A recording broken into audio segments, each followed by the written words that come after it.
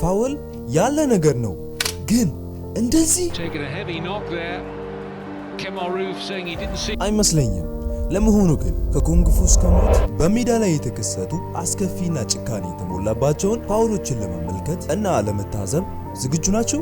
ከሆነ በዚህ ቪዲዮ 15 የምንጊዜሞቹ ጭካኔ የተሞላባቸውን ፋውሎች እንመለከታለን። አብራችሁን ቆዩ።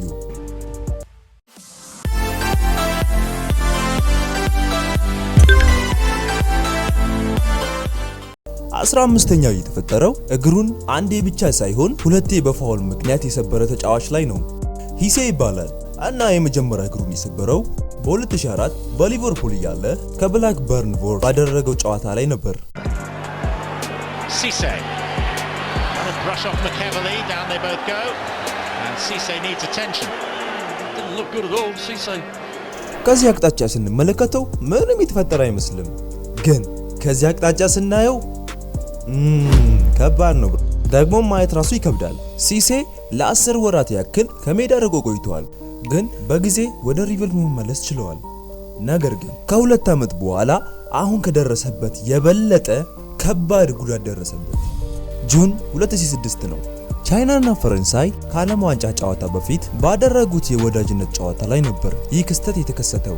ጨዋታው ከተጀመረ ከ10 ደቂቃ በኋላ የ24 ዓመቱ አጥቂ በቀኝ እግሩ ኳሷን እያንደረደረ ሲሄድ 프랑스 선수들은 조금 몸을 아주 사리면서 지금 경기를 하고 있죠. 네. 시세 선수 보세요. 보세요. 참 보겠습니다. 체하면서 상당히 አው ሲሴ በተቃራኒ ቡድን ተከላካይ ሚዛኑን ሲት ተደርጎ የቀኝ እግሩ ክፉኛ ስለተጎዳ ከሜዳው በሰው ገዛ ወጣ። ነገር ግን ለማገገም ብዙ ጊዜ አልፈጀበትም። ከ4 ወር ማገገም በኋላ ማርቲንን ተቀላቅሏል። ቁጥር 13 ላይ የተፈጠረው የዓለም ዋንጫ ታሪካዊ ፋውል ነው። በ1990 በጣሊያን በተካሄደው የዓለም ዋንጫ ላይ ካሜሮን በመከላከል የሚታወቁ አቅማቸው አርጀንቲናዎችን በመክፈቻው ሰዓት ላይ 1-0 በመምራት መላውን ሰው አስደነቁ። ግን በዚህ ጨዋታ ላይ እግር ኳስ የማይረሳው ታሪክ ተከስተዋል። ጨዋታው ከመጠናቀቁ በፊት በክላንዶ ካንጃ የተደረገ የመጨረሻ የመልሶ ማጥቃት ነበር። በዚህ ፋውል ላይ ጫማ ራሱ የመብረር አጋጣሚ አግኝቶ ነበር። ተጫዋቹ በቀጥታ ቀይ ካርድ ሰጥቶት ከጨዋታው ውጭ እንዲሆን ተደርጓል። ይህ ፋውል የዓለም ዋንጫ ከባዱ ፋውል ተደርጎ ተወስዷል። ቀጣዩ ጭካኔ የተሞላበት ፋውል በዚሁ የዓለም ዋንጫ ላይ ነው። የ2010 የደቡብ አፍሪካ ፊፋ ዋንጫ መገባደጃ ላይ ኔዘርላንድ ከስፔን ጋር ባደረገችው ጨዋታ ሁለቱ 0-0 በሆነ ውጤት እስከ 28ኛው ደቂቃ ሄዶ ነበር። በዚህ ደቂቃ ነበር የኔዘርላንዱ ኔዘል ዲዞንግ የኩንግ ፉ ችሎታውን ያሳያል። የሚገርመው ይሄን የመሰለ ፋውል ተሰርቶ ዳኛው ማስጠንቀቂያ ካርድ ብቻ ነው የሰጠው። ምን ይባላል ይሄ? ምስሉን ስንመለከተው ሁኔታው ምን ያክል ከባድ እንደሆነ ማስተዋል እንችላለን። ዳኛው ግን ምን ሆኖ ነው? ግን ኔዘርላንድ ያገኘችውን እድል መጠቀም ስላልቻለች ስፔን የ2010 የዓለም ዋንጫን ማንሳት ችላለች። ሚዛኑ አይደለም። ከቀጣዩ አንፃር አሁን ያየነው ኩንግ ፉ ምንም ነው። በ2022 በአውሮፓ ሊግ ጨዋታ ላይ ጀሮችና ላይክ ፕራጊዮ ባደረጉት ጨዋታ ላይ የፖላንዶች ነጹ እድል የሚመስለው ክስተት መጨረሻው ከባድ አደጋ ሆኗል።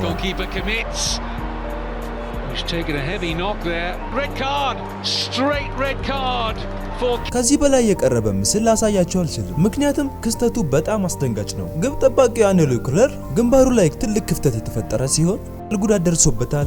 ለሳምንታት ማክስ ለብሶ መቆየት ተገደዋል። ይህንን የሚያክል ፊቱ ላይ ያለውን ጠባሳ እስከ ዩቱ መጨረሻ ይዞት እንዲሄድ ተገዶበታል። አሁን ምርጥ 10ዎች ላይ ደርሰናል። ግን እስካሁን ላይክ አላደረጋችሁም? ኧረ ተው፣ ምን እያሰባችሁ ነው? አረ አሁኑኑ ላይክ አድርጉ። እንደዚህ አይነት ምርጥ ቪዲዮዎችን ማግኘት ከፈለጋችሁ ሰብስክራይብ ማድረግ አትርሱ። ምርጥ 10ሩን የምንጀምረው በኤል ክላሲኮ ጨዋታ ነው። በዚህ ጨዋታ ላይ ከባድ ፋውል የፈጸመው በዋነኝነት በጣም ከባድ በሚባል የስፖርታዊ እንቅስቃሴ የሚታወቀው ተጫዋች ነው። ገስዋት ማን እንደሆነ? ባርሴሎና ኮከብ ተጫዋቻቸውን ይዞ ሲመጡ ሜሲ ነው። ያው ተቀናቃኛቸው ደግሞ ሪያል ማድሪዶች። ሜሲም እንደተለመደው ጨዋታው ከተጀመረ በኋላ ወደ ጎሉ ለማጥቃት እየሮጠ ሲጠጋ በፋውል እንዲቆም ማድረግ ነው። ሜሲም ወድቆ መሬት ላይ ሳለ ፔፔም ይሄን አደረገ። የሜሲን እጅ ረገጠ። ምንም እንኳን ሜሲ በህመሙ ቢሰቃይም ያኔ ለዳኛው የቪዲዮ እገዛ ስላልነበረ ለፔፔ ምንም አይነት ካርድ አልተሰጠውም። ሜሲም ጨዋታውን ቀጠለ፣ የመጨረሻውን ጎል ከተተ፣ አሸናፊ ሆኑ። ፔፔም በመጨረሻ ይህንን ነገር አውቄ ያደረኩት ነገር አይደለም ብሎ ይቅርታም ጠይቀዋል። አያጠራጥራል። የሚገርመው ቀጣይ የምንመለከተው ፋውል በጣም አስፈሪና አሰቃቂ ቢሆንም የተፈጠረው በሜዳ ላይ ባለ ተጫዋች ወይንም ደግሞ በደጋፊ አይደለም፣ በመብረቅ ነው። I'm a former professional football player for FC Nordsjælland. I was living the dream, and then one day in a game, I got struck by lightning during the game, and I was hit so hard that I was dead for 41 minutes. The doctors came and told me that they had to amputate my left leg, and I'm not living the dream anymore, and the accident had consequences. በጣም ያሳዝናል። ነገር ግን ቀጣይ የምንመለከተው ፋውል ለሞት የሚያደርስ ከባድ የሆነ ፋውል ቢሆንም ጉዳቱን ላስከተለው ተጫዋች ምንም አይነት ቅጣት አልተሰጠውም። በ1988 ሬንጀን ከስቲል ጋር ባደረጉት ጨዋታ አስቸጋሪ ያጨዋወት ስልታቸው ስኮትላንዳውያን ቢታወቁ ራሚ ሱነሽ ትንሽ ራቅ ያለ ነገር ነበር ያደረገው። እንግዲህ ይህ ነገር ከተፈጠረ ከ30 ዓመት በላይ ሆኖታል። እንግዲህ ያስታውሱ ያኔ ለተጫዋቾች የሚሰራው ጫማ ተረከዝ ላይ በብረት ነው፣ እንዳሁኑ በፕላስቲክ አይደለም። ጉዳቱ የደረሰበት ተጫዋች ቀዶ ሕክምና የተደረገለት ሲሆን በሆስፒታልም ህይወቱ ምን ያክል አሳሳቢ ሁኔታ ላይ እንደነበረም ተገንዝበዋል። የሚገርመው ነገር ግራሚ አደጋውን ያደረሰበት ተጫዋች ምንም አይነት ካርድም ሆነ ቅጣት አልተላለፈበትም። እንግዲህ አሁን ፊታችንን ወደ ፕሪሚየር ሊግ በ2006 ሲቲ ከፖርትስማውዝ ጋር ካደረገው ጨዋታ ከማዕዘን ምት በኋላ የፖርትስማውዝ ተጫዋች ሜንዴዝ ኳሱን ለማውጣት በፍጥነት መሮጥ ጀመረ።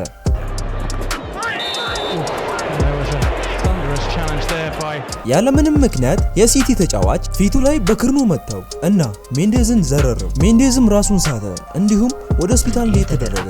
የሚገርመው ነገር ይህ ተጫዋች ቢጫ ካርድ ብቻ ነው የተሰጠው።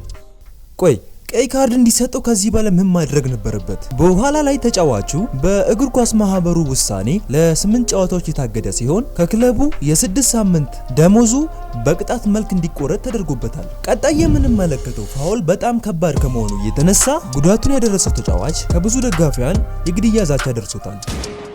አሁንም በፕሪሚየር ሊግ ነው ያለነው። ነገሩ የተፈጠረው በፌብሩዋሪ 2008 ኖቲንግሃም እና አርሰናል ባደረጉት ጨዋታ ላይ ነው። ነገር ግን ጨዋታው ከመጀመሩ በ3 ደቂቃ ውስጥ የአርሰናል አማካይ ተጫዋች ኤድዋርዶ በታይለር ከፍተኛ ፋውል ደረሰበት።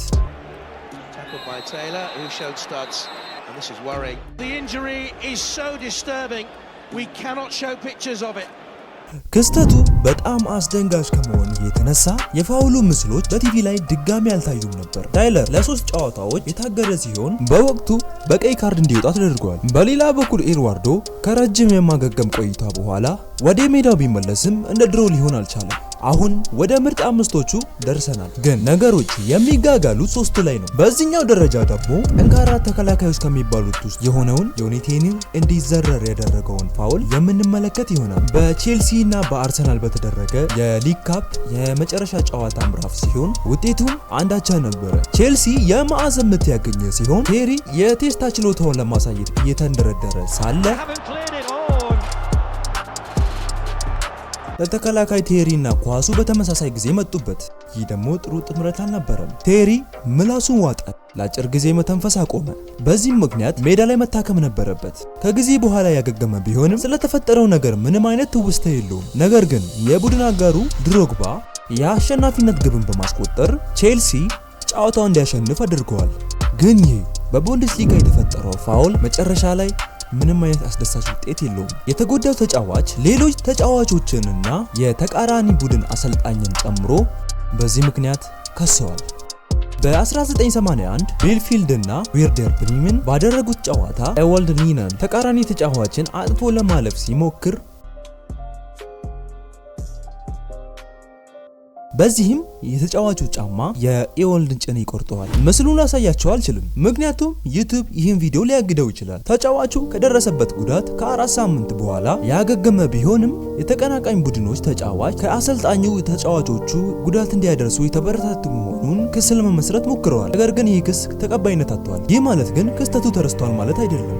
በዚህም በመልስ ጨዋታ ላይ አሰልጣኙ የጥይት መከላከያ አድርጎ ለመቀመጥ ተገደዋል። ምክንያቱም ብዙ የግድያ ዛቻዎች ይደርሱት ነበር።